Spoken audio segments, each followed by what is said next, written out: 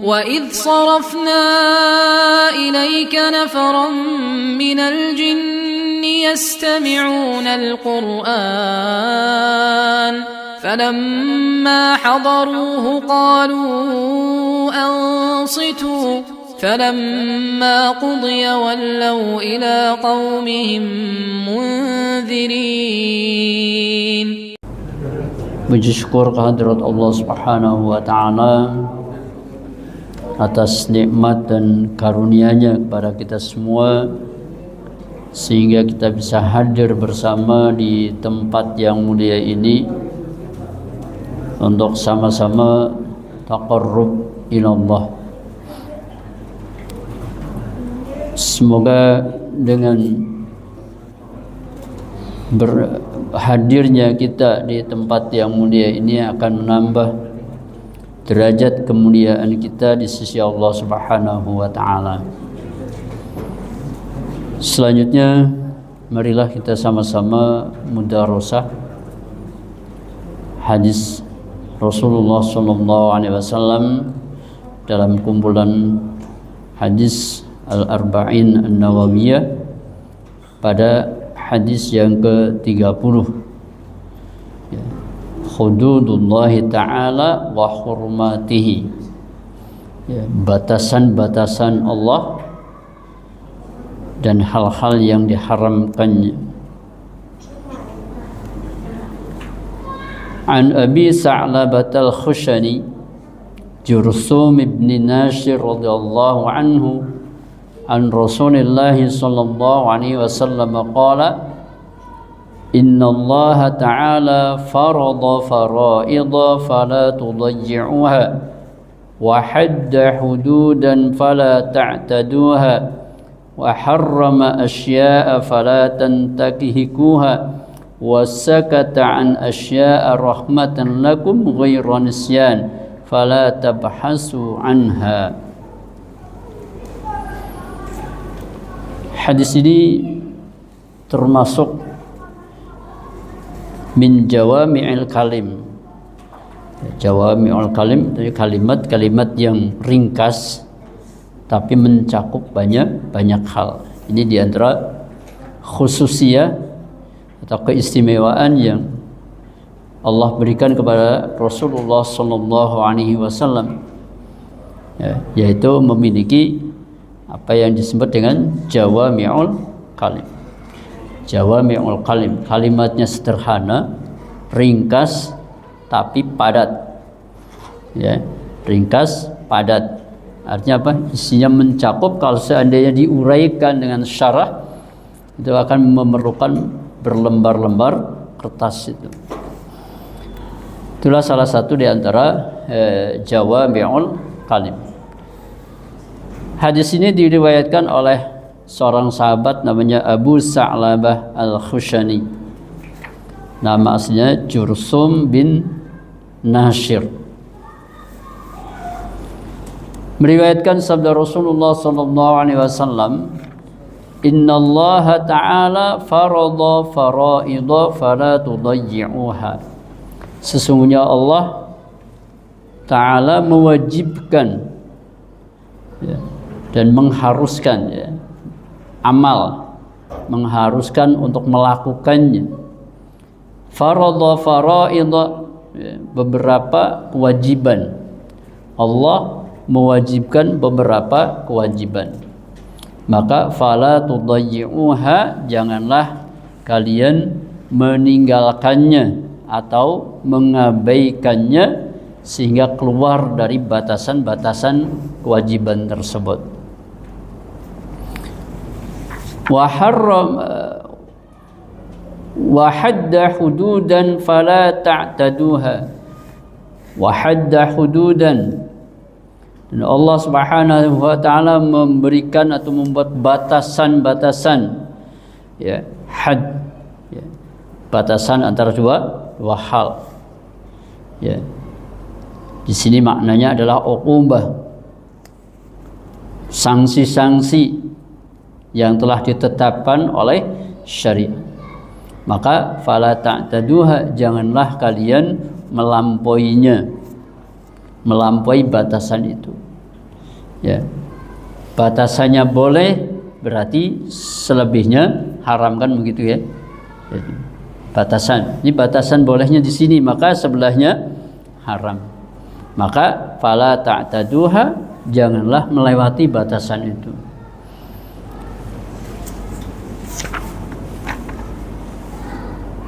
Wa harrama asya'a fala tantahikuha. Ya. Dan Allah telah mengharamkan beberapa hal, ya. Fala tantahikuha, maka janganlah kalian jatuh padanya atau mendekati apa yang diharamkan. Wa sakata an asya'a, dan Allah Subhanahu wa taala membiarkan itu artinya tidak memberikan hukum wajib atau haram. Ya. Ini yang kemudian dalam syariat itu disebut al-ibahah al-asliyah. Ya, boleh secara asalnya. Ya, jadi tidak dijelaskan kehalalannya atau keharamannya. Ini makna dibiarkan itu. Ada beberapa hal yang dibiarkan, fala tabhasu anha, maka jangan mencari-cari hukumnya. Ya. Ya, hadis ini memberikan pelajaran pada kita tentang beberapa hal. Yang pertama adalah wujubun muhafadzah 'alal faraid wal wajibat. Wajib menjaga di sini artinya mengamalkan, ya, hal-hal yang difardukan dan yang diwajibkan. Ya. Disebut fardu itu apa saja yang Allah wajibkan kepada hambanya. Ya. Ada sholat yang fardu, zakat zakat, puasa fardu, ya, haji, ya, haji seumur hidup sekali, itu yang fardunya. Ya. Ya, dalam madhab Asy-Syafi'i disebutkan kullu ma wajaba bidalilin syar'i minal kitabi awis sunnati awil ijma' aw ghairiha min adillati syar'i fa huwa fardhu. Yang disebut fardu itu setiap yang diwajibkan dengan dalil syar'i, baik itu Al-Qur'an, sunnah maupun ijma'. Ini yang disebut dengan fardu itu. Nah, mengenai fardu ini dikelompokkan menjadi dua. Fardu ainin, yang pertama adalah fardu ain. Suatu kewajiban yang berlaku bagi setiap orang. A'yan, ya. Tajibu ala kulli mukallafin bi ainihi, yang wajib bagi setiap mukallaf. Ya. Jadi perorangan. Ya. Seperti yang kita kenal. Ya, salat fardu itu kan individu. Kewajiban individu. Salat, zakat, puasa, ya, haji. Ya. Wa fardu kifayatin, fardu tapi kolektif. Fardu kolektif itu kewajibannya kolektif. Ya. Kalau ada satu di antara kelompok, ya, telah melakukannya, maka gugur kewajiban yang lainnya. Itu nih Mas, dengan yang disebut dengan fardu kifayah. Ya, kalau ada yang melakukan, maka yang lain gugur. Gugur bukan berarti dapat pahala, Pak, beda ya. Tapi nggak dapat apa-apa, cuma gugur doang kewajibannya. Tapi kalau tidak ada yang melakukannya, maka berdosa semuanya. Ya.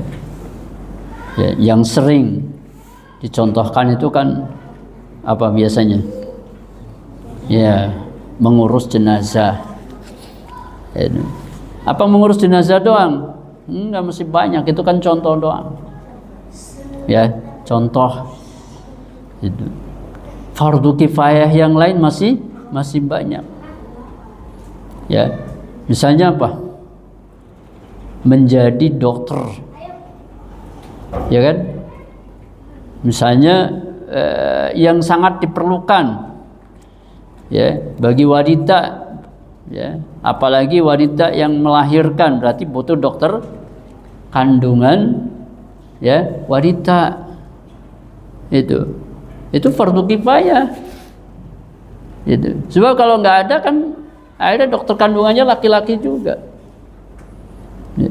Dan sekarang banyak masalah tuh dokter kandungan laki-laki ya, ya pakai modus lagi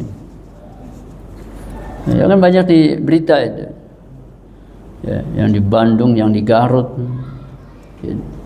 Jadi fardu ya, bagi muslimah yang punya keahlian, punya kemampuan, ambil spesialisasi dokter kandungan itu, agar supaya apa ya, muslimah itu ditangani oleh ya, ahlinya ya, dari kalangan kaum muslimin ya, wanita ya, wanita itu.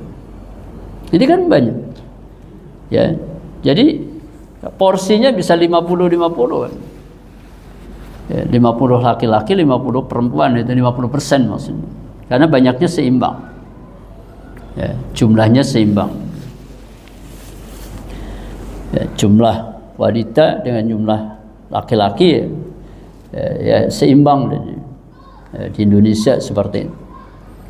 Silakan dicek nanti di data ya, data BPS-nya ya, jumlah penduduk Indonesia berdasarkan jenis kelamin, berapa perempuannya, berapa laki-lakinya. Sekarang misalnya, oh kebutuhan dokternya berapa ya, anggaplah satu orang dokter bisa sanggup menangani 10 orang, berarti kebutuhannya sekian. Itu contoh aja ya. Apalagi yang harus ahli ya, ini sudah masuk pada kategori ya, kalau sumber daya alam Indonesia itu ya hanya dikelola oleh ahli-ahli asing, maka wajib kifayah bagi masyarakat Indonesia untuk memiliki keahlian tersebut ya. Ahli perminyakan ya, ahli apa lagi, peremasan. Emas kita itu dibawa mentah Pak ke Amerika ya, itu dapatnya double, emas sama uranium, padahal uraniumnya itu dari sininya berarti gratis karena nggak tercatat gitu. Nanti ada ahli nikel kita dibawa ke Cina Pak ya, udah jadi dibawa lagi ke Indonesia dijual ya. Jadi Indonesia itu belum punya Pak. Minyak mentah kita dibawa ke Singapura, udah jadi dibawa lagi ke Indonesia dijual. Ada Pertalite, ada Pertamax oplosan, ada macam-macam. Berarti orang Indonesia harus ada yang ahli di bidang perminyakan gitu kan. Jadi jangan urus jenazah, ini urus jenazah udah cukup satu orang ya kan ya, double lah, ada serepnya, nanti satunya meninggal lah habis ya. Jadi di sini timnya terus tetap di double Pak Haji ya. Timnya berapa? Tim jenazahnya ya, di double, jangan satu orang, nanti pas yang meninggal dia gimana? Iya kan, bingung nih. Harus ada regenerasi ya, ada. Ini mengenai tadi ya, mengenai fardu kifayah ya, harus ada ahli ya, ahli-ahli itu hal-hal yang sangat mendesak dibutuhkan ya bagi umat Islam. Nah tadi apa urusannya sama minyak? Indonesia itu mayoritasnya muslim, meskipun bukan negara Islam, tapi negara muslim terbesar sedunia ya. Jadi kalau mau cari muslim paling banyak ada di sini semua, di Indonesia, di negeri 62 ya. Dari total muslim dunia ya, itu 25% dari populasi dunia, di kisaran 2 miliar muslimnya ya. Yang non muslimnya 6 miliar ya. Jadi 25 banding 75 ya, 1/4, paling banyaknya ada di Indonesia gitu. Berarti meskipun Indonesia bukan negara berasaskan Islam, tapi mayoritas penduduknya Muslim. Ya, 242 juta Muslim Indonesia. Baik yang taat maupun yang tidak taat. Pokoknya di datanya, data BPS-nya Muslim itu. Ya, jadi sangat banyak itu, hal-hal yang merupakan fardu kifayah itu. Ya, jadi tentang kedokteran lah, tentang apa spesialis sesuai dengan kebutuhannya itu harus ada. Ya, jadi di sini dalam hadis ini yang pertama ya, tentang wajibnya kita semua untuk menjaga hal-hal yang difardukan itu, baik fardu ain maupun fardu kifayah. Yang kedua adalah tentang hududullah, wa hiya al-uqubatul muqaddarah ar-radi'ah 'anil maharim. Ya. Berhenti pada batasan-batasan itu. Ya, yaitu sanksi-sanksi yang Allah berikan atas beberapa pelanggaran. Ya. Ini namanya had. Beberapa pelanggaran terhadap hal-hal yang diharamkan. Had itu ada sanksi tertentu. Seperti apa? Orang yang mencuri ada hadnya. Ya, hadnya adalah potong tangan sampai pergelangan. Ini kalau mencurinya ya, minimal rubu'u dinar. Minimal nilai barang yang dicuri 1/4 dinar. Ya, 1 dinar itu kira-kira ya, dikonversi 1/4 gram emas murni. Ya, itu 1 dinarnya, berarti 1/4-nya di kira-kira 1, sekian ya. Itu. Ya, 1 gram sekian. Gitu. Tinggal dikonversi aja. Ya. Sekarang harga emasnya berapa? Logam mulia di Antam. Ya, per hari ini ya, 2 jutaan ya. 2.050.000. Ya, dikonversi. Berarti kalau seorang mencuri minimal senilai 2 juta, maka dia berhak mendapatkan hadiah potong tangan. Sampai sini batasannya. Ini kalau hukum syariat. Ya. Ini namanya had. Ya, had. Ya. Ini akan memberikan jaminan keamanan. Orang nggak berani lagi mencuri.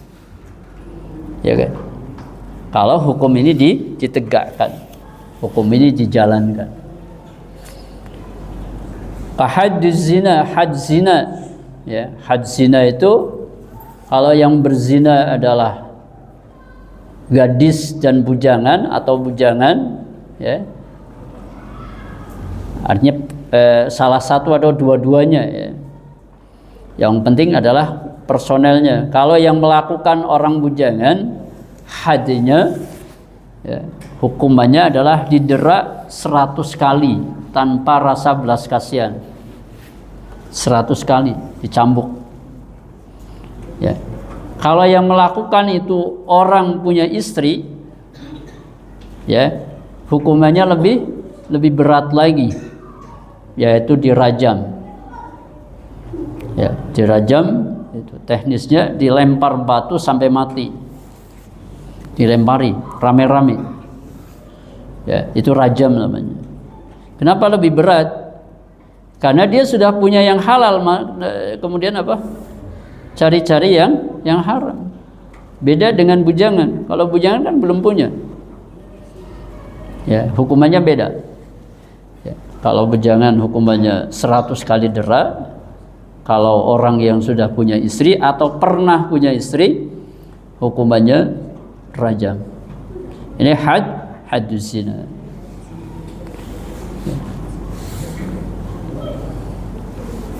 Wa haddu syurbil khamri, sanksi bagi peminum khamr, bagi yang mabuk, ya, dicambuk 80 kali, ya, biar kapok. Jadi fungsi daripada had ini mengandung dua unsur.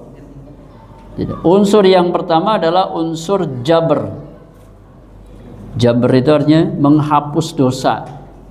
Jadi kalau orang itu sudah didera, dicambuk 100 kali atas perzinaan, maka dosa zinanya sudah terampuni. Nanti di akhiratnya tidak dihukum lagi. Ya. Orang yang minum minuman keras, khamr, sudah didera 80 kali di dunianya, maka di akhiratnya sudah tidak ada lagi. Ya, itu seperti itu. Jadi ini namanya unsur jabr. Ya, jabr. Yang kedua unsur zajr. Zajr itu akhirnya bikin kapok, jerat, memberikan efek jerat. Jadi nanti orang yang melakukan itu kapok, nggak mau lagi. Terus orang yang menonton itu juga merasa jerat. Karena apa? Khawatir terkena hukuman tersebut. Makanya pelaksanaan hukuman itu ditonton oleh orang banyak, disaksikan oleh jamaah, ya, itu disaksikan. Makanya Bapak Ibu, kalau kita perhatikan itu, tata kota yang dulu dibangun oleh para penguasa, ya, penguasa Muslim di Indonesia itu, perhatikan, ya, kita lihat misalnya di kota Bekasi, ya, biasanya ada masjid agung, masjid besar, ada alun-alun, ada rumah sakit, ada kantor polisi, ya, ada pengadilan. Itu hampir semua kabupaten kota yang waktu itu belum ada kota, ya, kabupaten yang dikelola oleh sultan-sultan itu begitu susunan kotanya, tata kotanya. Ya, di Brebes juga sama, ada pendopo Kabupaten Brebes, ada alun-alunnya, ada Masjid Agung Brebes, ada kantor polisi, ada kantor pengadilan. Itu apa sih kira-kira ini? Kan gitu kan? Artinya ketika seorang itu misalnya terkena hukuman ini, siapa yang nangkep? Polisi yang memproses, terus dibawa ke kejaksaan, ya, dari kejaksaan dibawa ke pengadilan, setelah dieksekusi masuk rumah sakit, ya kan? Kan potong tangan harus diobati, itu yang ngobati pemerintah, nggak pakai BPJS, pemerintah wajib diobati, ya. Jadi makanya motongnya bukan di tengah, di sini pergelangan, ya, ya. Jadi diputus urat-uratnya udah selesai, tinggal dikasih cairan juga berhenti darahnya, diobati sampai sembuh, ya. Karena fungsinya bukan untuk menyakiti, fungsinya untuk membuat efek jerah, ya. Ada rumah sakit. Kenapa ada Masjid Agung? Biar yang orang habis sholat Jumat itu nonton, ya. Pelaksanaannya di alun-alun, ya. Jadi begitu rutenya, ya. Hampir semua, ya, apa, kota-kota atau, ya, ya dulu kan kita apa, ada Fathahilah, ada, ya, para sunan itu kan, ya, membuat pemerintahan. Itu tata kotanya seperti itu, ya, untuk pusat-pusat pemerintahan. Ya. Nah, hukuman-hukuman ini merupakan hakullah, hak Allah, makanya tidak bisa dikompromikan, ya, tidak bisa dikompromikan. Jadi kalau sudah sampai ke penguasa itu tidak boleh dicabut lagi, ya. Misalnya tentang pencurian, kalau pencurian itu sudah dilaporkan dan sudah sampai ke pengadilan, maka tidak boleh ada pencabutan berkas, nggak boleh. Tapi kalau masih di polisi masih boleh, ya, pencabutan laporan. Jadi kalau sudah masuk ke pengadilan nggak boleh, ya. Dulu kasusnya ada pencurian, ya, oleh seorang wanita Al-Makhzumiyah, ya, seorang wanita dari suku Makhzumiyah, ya, yang mencuri pada Amul Fathi, pada tahun pembebasan kota Mekah. Nah, lalu keluarganya itu meminta, ya, kepada Usamah bin Zaid. Ya, Usamah bin Zaid itu anak dari Zaid bin Harisah. Ya, Zaid bin Harisah itu pernah diadopsi oleh Rasulullah SAW sebelum ada larangan. Ya, jika Rasulullah mencintai Zaid bin Harisah, punya anak namanya Usamah, maka Rasulullah pun dekat atau mencintai Usamah. Nah, keluarga wanita ini pengen melobi melalui Usamah supaya Usamah bilang ke Rasulullah supaya wanita ini tidak dipotong tangannya. Ya, Usamah polos, dia menyampaikan juga kepada Rasulullah SAW.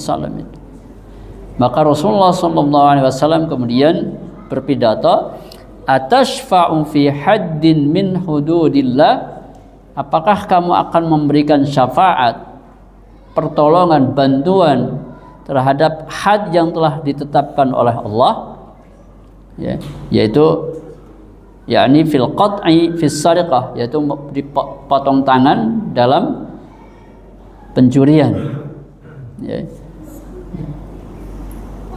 Rasulullah melanjutkan, ya,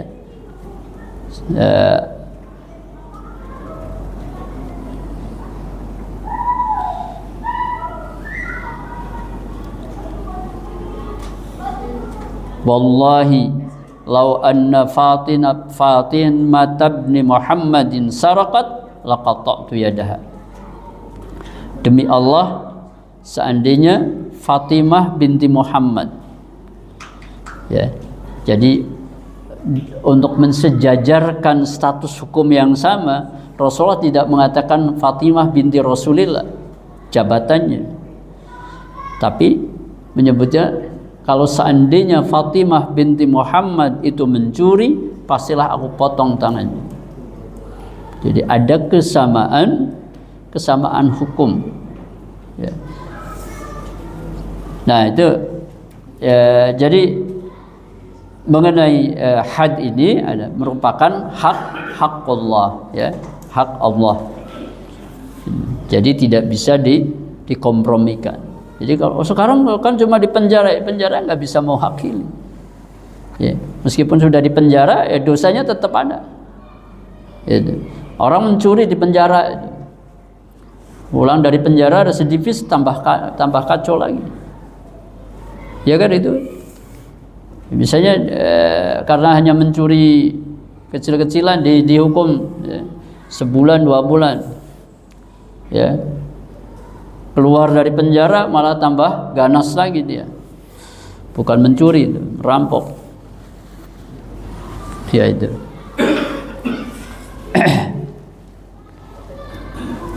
Yang ketiga, al-man'u min qurbanil muharramat wartikabiha,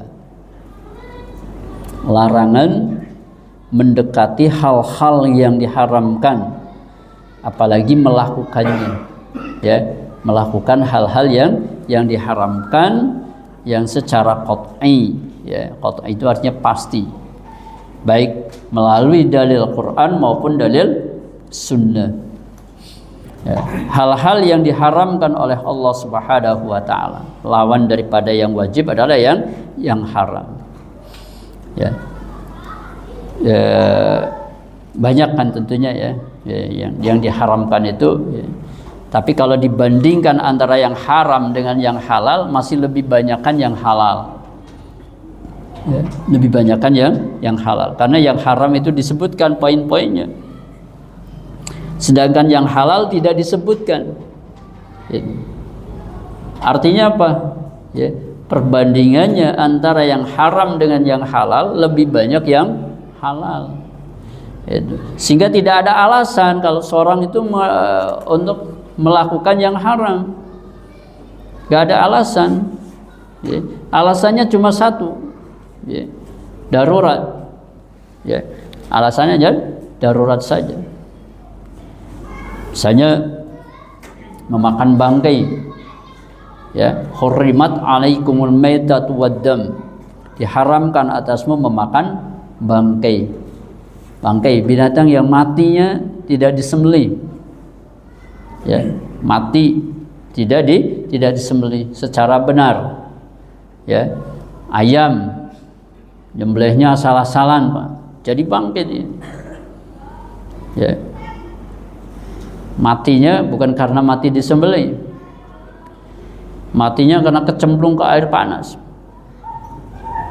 Hanya hati-hati kalau motong ayam itu, sampai mati dulu, jangan langsung ke air panas untuk mencabut bulunya. Ini kadang orang motong ayam baru juga begini doang, langsung cemplungin ke air panas. Itu matinya kena air panas apa kena pisau? Iya kan? Jadi biarkan dulu kalau motong ayam, ya, biarkan dulu sampai kelepek-kelepek gitu. Ya, itu ini buat perhatian, karena yang paling sering kan motong ayam kan daripada motong kambing. Itu. Yang paling sering itu motong ayam.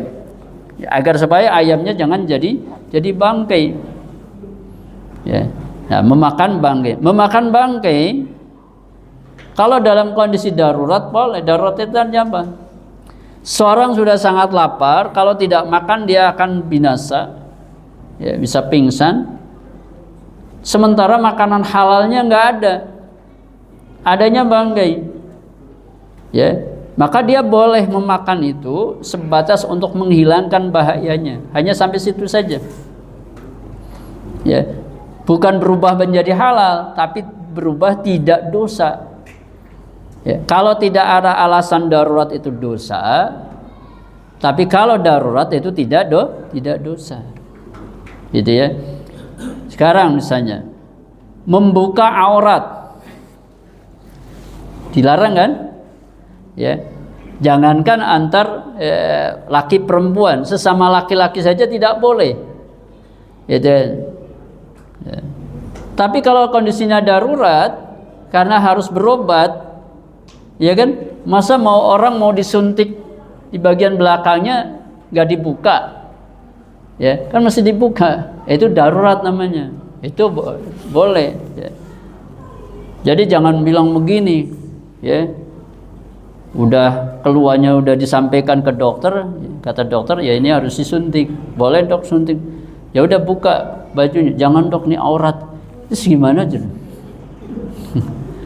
Ya itu darurat, ya. Nah makanya tadi antara dokter wanita, dokter pria, siapa pasiennya, ya, tingkat daruratnya seperti apa, kan gitu kan? Ada tingkat daruratnya. Jadi jangan malah milih nggak darurat nggak apa, saya mah dokternya yang laki-laki aja deh, padahal dia ibu hamil, ya. Ya. Kalau ada dokter wanita maka pilih dokter wanita, ya, meskipun misalnya karena masih jarang yang muslimah, ada dokter wanita non muslim, itu masih lebih baik daripada dokter laki-laki untuk periksa kandungan itu, apalagi untuk penanganan kelahiran. Itu dokter dokter wanitanya. Nanti dokter laki-laki yang hanya membantu saja, karena nggak mungkin kalau operasi itu keahliannya kan beda-beda, gitu ya. Ini mengenai darurat itu. Artinya kalau tidak darurat ya nggak boleh, ya. Misalnya hanya sekedar modus aja, ya. Saya mau periksa padahal nggak butuh pemeriksaan, misalnya. Nah, itu kan modus, itu tidak boleh. Ya. Ini termasuk irtikabul manhiyat, ya. Artinya melakukan hal-hal yang dilarang itu. Khalwat itu artinya berduaan, ya, laki-laki dan perempuan tanpa ada ikatan yang sah, itu juga haram khalwat, ya. Makanya larangannya wala taqrabuz zina, janganlah kalian mendekati zina. Nah, khalwat itu termasuk di antara pendekatan terhadap perzinaan. Itu khalwat berduaan itu. Ya. Naik motor, boncengan, ya. Yo kalau di situ kan banyak tuh di motor banyak berduaan di remang-remang Harapan Indah itu, ya, bawah pohon-pohon itu. Coba aja malam minggu ini lewat ke situ, ya, semakin malam semakin seru. Ya, duduknya aneh-aneh. Ya itu termasuk dalam larangan wala taqrabuz zina. Mereka khalwat meskipun banyak orang, karena banyak orang melakukan hal yang sama. Ya kan gitu kan? Ya, yang lain juga sama. Jadi khalwat itu bukan hanya di dalam ruangan tertutup berduaan saja, bukan. Ya. Jadi karena mereka yang lain juga sama, ya kan tidak ada yang saling menegur kan, nggak ada. Nah itu ya, banyak ya, yang dilakukan itu, apalagi di kayak malam Ahad seperti ini kan startnya itu dari sore. Baik. Ya. Di sekarang ada yang Patriot itu, Gor Patriot itu kan udah nyaman, Pak. Ya itu juga banyak ya bergerombol di situ. Gor Patriot itu mulai jam 5 sore itu sudah pada ngegelar tuh. Ya, pada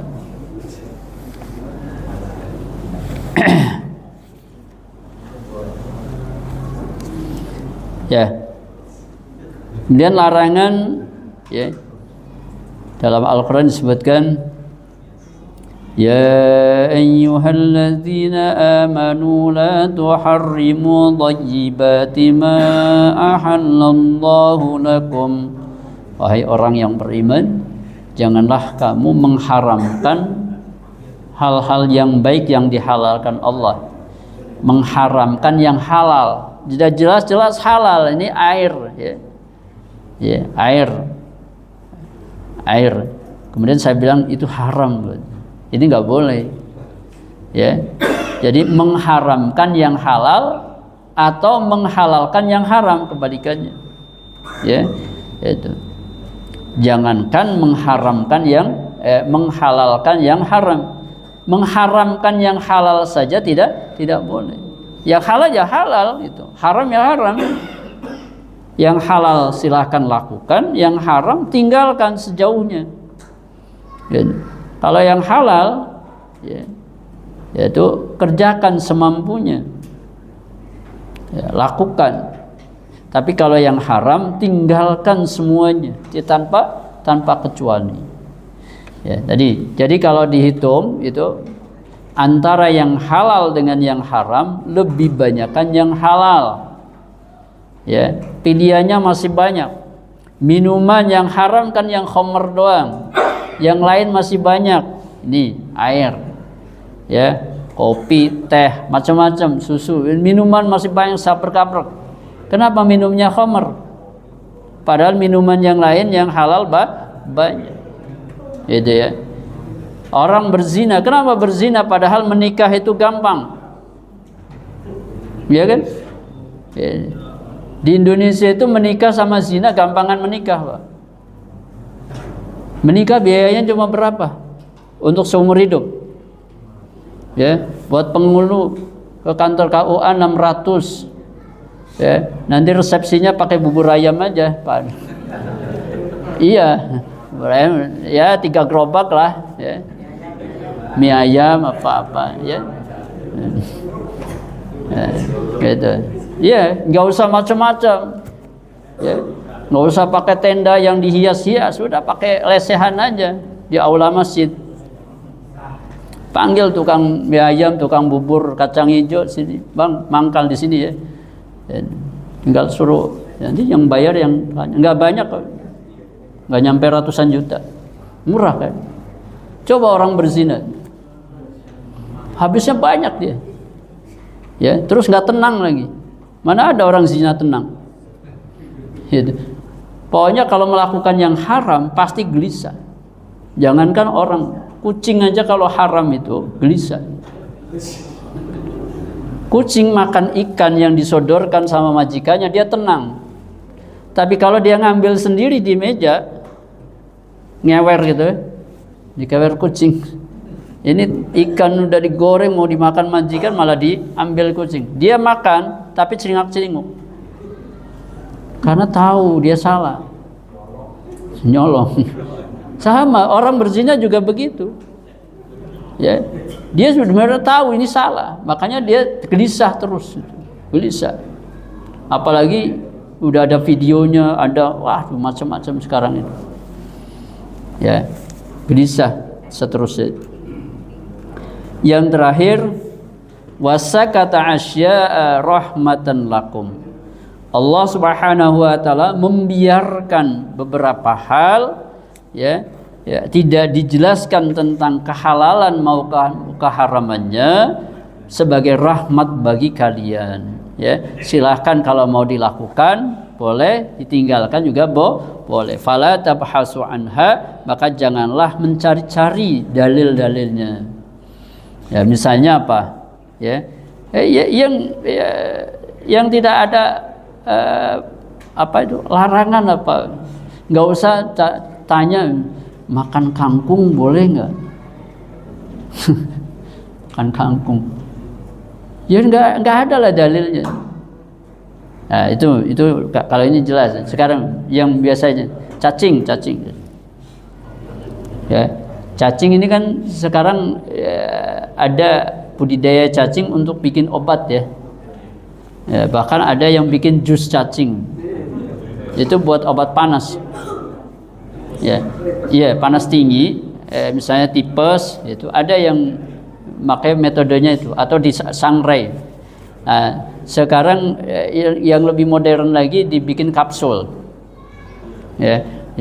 Nah, cacing ini nggak ada larangannya. Ya, artinya kalau mau ya silahkan aja.